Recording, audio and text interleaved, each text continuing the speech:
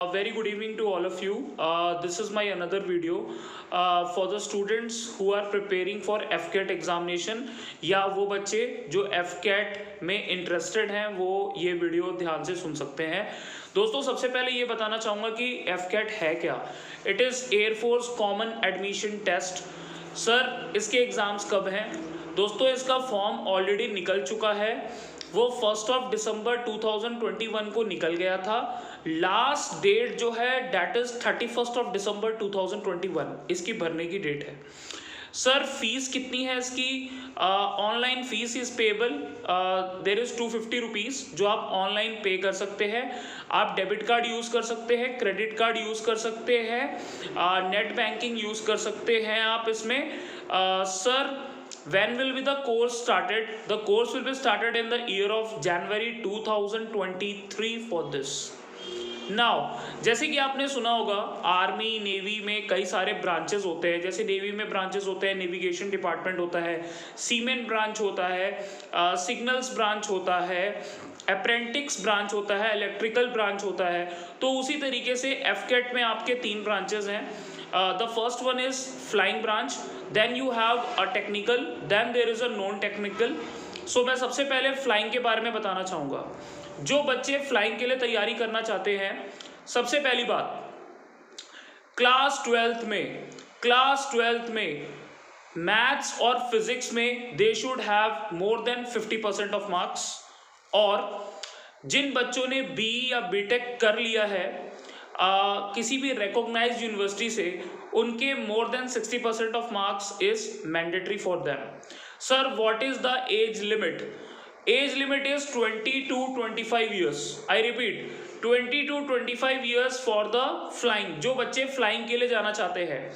Then you have a technical department. Again in a technical department there is minimum criteria for the students is class 12th में maths और physics compulsory है, उनकी more than 50% of marks होना चाहिए। और जो बच्चे किसी रिकॉग्नाइज्ड यूनिवर्सिटी से BE या BTech कर रहे हैं, the 60% is again you should have it. Difference between flying and technical is that यहाँ पे आपकी एज लिमिट में थोड़ी कंसेशन है, यहाँ पे 20 to 26 ईयर्स है, राइट। अब मैं बताना चाहूँगा नॉन टेक्निकल के लिए जो बच्चा जाना चाहता है ग्रेजुएट होना चाहिए।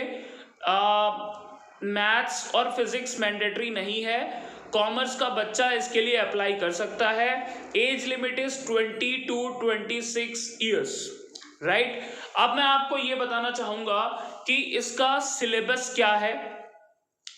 दोस्तों इसका सिलेबस क्या है, यहाँ पे आपके पेपर आते हैं, मैथ्स का आता है, जनरल अवेयरनेस का आता है, इंग्लिश का आता है और आपकी आती है रीजनिंग।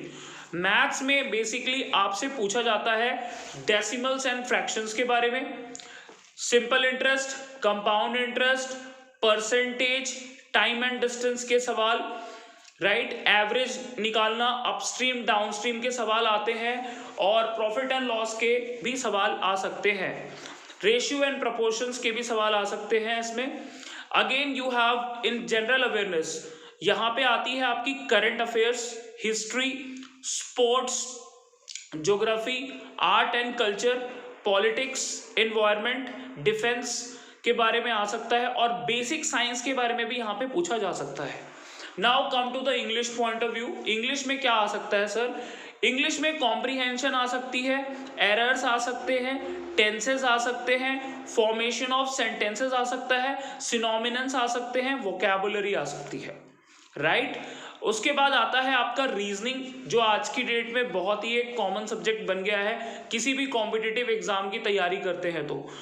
ऑड वन आउट आ सकता है, एनालॉजी आ सकती है, उसके बाद वेन डायग्राम के सवाल आ सकते हैं, पैटर्न आ सकता है, कंप्लीशन आ सकता है, पॉइंट सिचुएशन आ सकती है, उसके बाद एनालिसिस करने के लिए आ सकता है, मिसिंग फिगर्स आ सकती है, कोडिंग डिकोडिंग आ सकता है, स्पॉट एम्बेडेड आ सकता है, फिगर्स के लिए भी आ सकता है।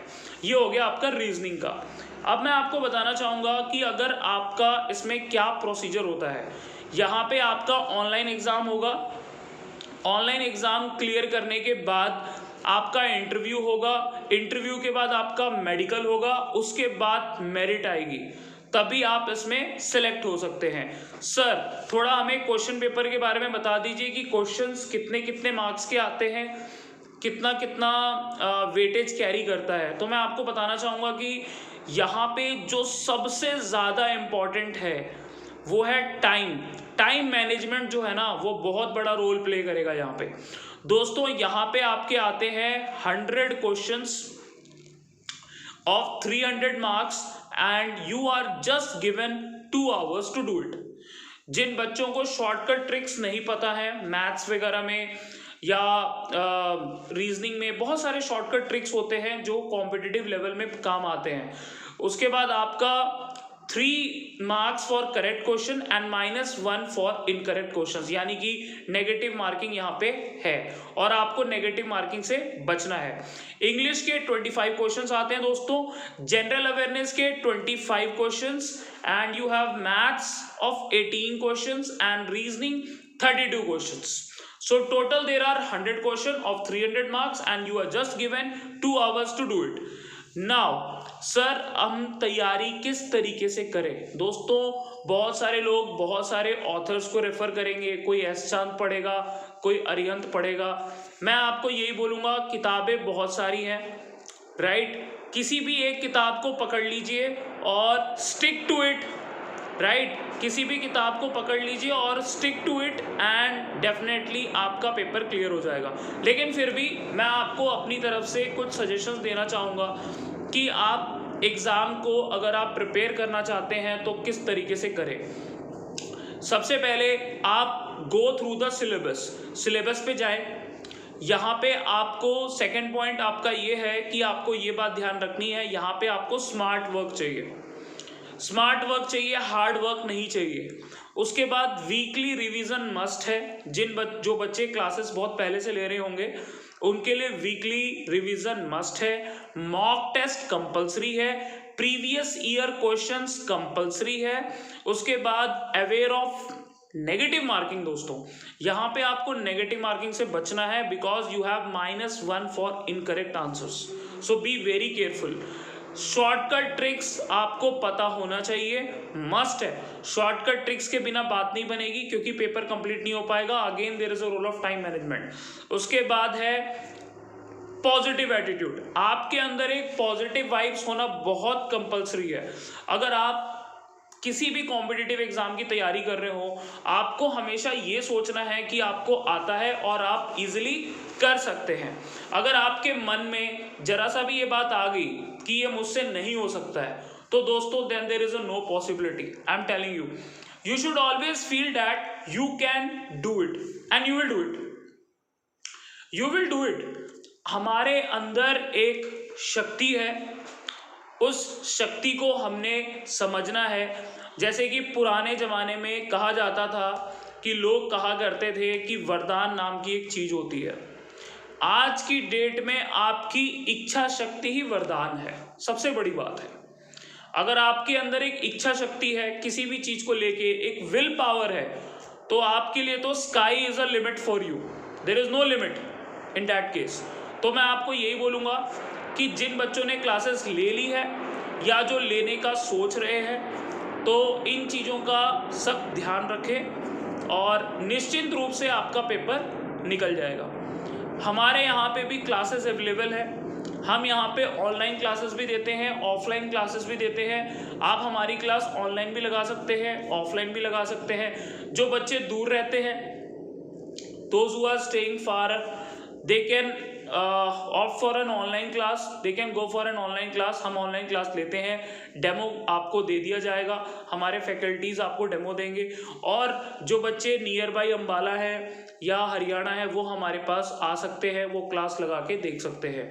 और सबसे अच्छी बात यह है कि जो बच्चे दूर रहते हैं और हमसे जुड़ना चाहते हैं, यहाँ पे आके ऑफलाइन क्लासेस लगाना चाहते हैं, उनके लिए हमारे पास रहने का भी इंतज़ाम है। उसके लिए कोई चिंता करने वाली बात नहीं है।